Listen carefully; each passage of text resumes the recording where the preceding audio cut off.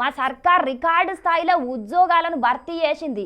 పోయిన సర్కారు నిరుద్యోగులకు కొలువులు ఇవ్వకుంటే మేం మాత్రం ప్రభుత్వ ఉద్యోగాలు ఇచ్చి నిరుద్యోగుల ఆశలు నెరవేర్చినామని గొప్పలు చెప్పిన సర్కారు పెద్దలు గీల గోసను మాత్రం పట్టించుకుంటనే లేరట.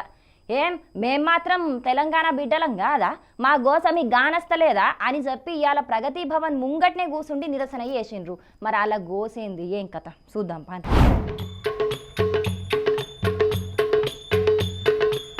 ఇగో ఇక్కడ గోకున్నోళ్ళంతా గురుకుల అభ్యర్థులు. సర్కారు గురుకుల ఉద్యోగాలు భర్తీ చేసింది గాని దాంట్లో డౌన్ మెరిట్ పద్ధతి పాటించకపోయే వరకు శానా ఉద్యోగాలు ఖాళీగానే మిగిలినాయి. ఆ ఖాళీలను మళ్ళా భర్తీ చేయాలని చెప్పి శానా మట్ల నిరుద్యోగులు నిరసన చేసిండ్రు. అయినా సర్కార్ పట్టించుకోకపోయే వరకు కోర్టు గుడవోయిండ్రు. కాకుంటే కోర్టుల ప్రభుత్వం తరపున సమాధానం చెప్పేటందుకు సుతం అడ్వకేట్ జనరల్ అత్తలేడట. అందుకే ఇయాల ప్రగతి భవన్ కచ్చి గురుకుల అభ్యర్థులంతా ఇట్లా నిరసన చేసిండ్రు. గురుకుల అభ్యర్థులకు మెరిట్ అభ్యర్థులకు ప్రజాభవన్కు రావడం జరిగింది. గత సంవత్సరం కాలంలో మేము ఉద్యోగాలు కొత్తపోయి ఉన్నప్పటికీ ప్రభుత్వం చేసినటువంటి తప్పిదం వల్ల మాకు ఉద్యోగాలు రాకుండా జరగడం.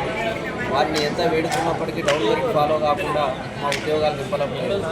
అయినప్పటికీ మేము కోర్టు ద్వారా అప్రోచ్ అయినప్పటికీ మాకు 14 ఇంట్రీమ్ ఆర్డర్స్లో కోర్టు ఉద్యోగాలు ఇవ్వమని చెప్పినప్పటికీ ప్రభుత్వం తరఫున ఏజీ గారు అటెండ్ అయ్యి మాకు ఏ విధమైన సమాధానం చెప్పడం లేదు. జడ్జి గారు ప్రభుత్వం తరఫున ఏజీ గారు అటెండ్ అయితే మీ యొక్క సమస్య పరిష్కారం వస్తుంది అనేది వాళ్ళు చెప్పడం జరిగింది.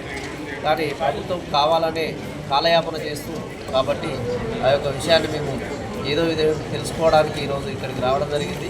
ఖచ్చితంగా ప్రభుత్వం అటెండ్ అయ్యి సమాధానం చెప్పి మా ఉద్యోగాలు మాకు ఇవ్వాల్సిందిగా కోరడం. కోర్టు చెప్పినా సర్కార్ మాత్రం ఇంకా నిద్రమత్తు వదులుతలేదట.